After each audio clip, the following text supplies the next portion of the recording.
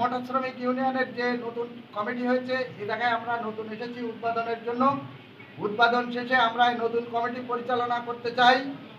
বাস স্ট্যান্ডে মাদক মুক্ত শ্রমিকদের ন্যায্য মূল্য আদায়ের যে শ্রমিকরা অবহেলিত এদেরকে পাওনা বুঝিয়ে দেওয়ার জন্য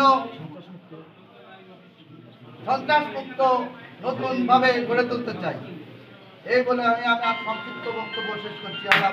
নতুন করে কমিটি ঘোষণা করাতে আমরা শ্রমিক ভাইদের পক্ষ থেকে সবাইকে অভিনন্দন জানাচ্ছি এবং আমাদের শ্রমিক ভাইরা আগামীতে আমরা নতুন যে কমিটি ঘোষণা করছি সেই ঘোষণা অনুযায়ী যেন আমরা বাস টার্মিনালের সকল শ্রমিকদের কাঁধে কাঁধ মিলিয়ে একত্রিত হয়ে যেন ভুল ত্রুটি সব ভেদাভেদ দণ্ড ভুলেছে শ্রমিকদের উন্নয়নের কামনা করি আমি আমার বক্তব্য শেষ করছি। আল্লাহ আমরা চাই যে এই শ্রমিক ইউনিয়ন সম্পূর্ণ মাদক মুক্ত, সন্ত্রাস মুক্ত এবং চাঁদাবাজ মুক্ত হয়ে এরা এই প্রতিষ্ঠানের পরিচালনা করবে এবং এদের আচার আচরণে সাধারণ মানুষ যারা যাত্রী বেশে এই রোডে চলাচল করে তারা যাতে খুশি থাকে।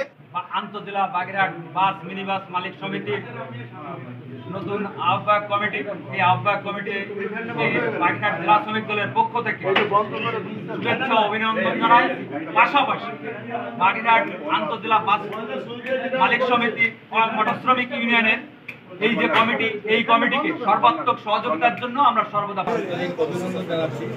আমরা তাদের কাছে প্রত্যাশা করি এটা যে আপনারা আমাদের সাথে থেকে এবং শ্রমিক ভাইদের নিয়ে যাতে গাড়িগুলো ভালোভাবে নিয়ন্ত্রণ করা যায়, তাদের আচরণ, আলাপ আচরণ এবং তাদের ব্যবহার যেন সাধারণ জনগণ খুশি হয়, আমরাও যাতে খুশি হতে পারি এবং তাতে মালিক এবং শ্রমিকদের ভিতরে একটা সৌহার্দ্য থাকবে এবং জনগণ যদি আমাদের কাছ থেকে ভালো কিছু আশা করে সেটা আমাদের জন্য বড় প্রাপ্তি।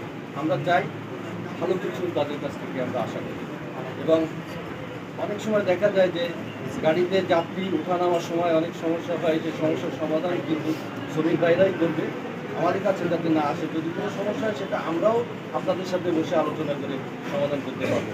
আমরা আশা করি যারা নবগঠিত, যারা আজকে কমিটি একটা উত্থাপন করা হয়েছে আমরা গ্রহণ করলাম, আপনারা সবাই দায়িত্বের সঙ্গে পালন করবেন যাতে আমরা ভালোভাবে একটা ভালো জিনিস আমরা মানুষকে সাহায্য সহযোগিতা করতে পারি, মানুষ যাতে আমাদের বাড়ি খুশি হয়।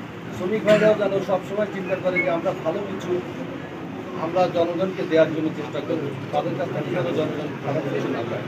এই মানসিকতা নিয়ে সবাইকে আমাকে সামনে দিকে আঘাত করবে। আমি সবাইকে ধন্যবাদ জানিয়ে আমি আমার বক্তব্য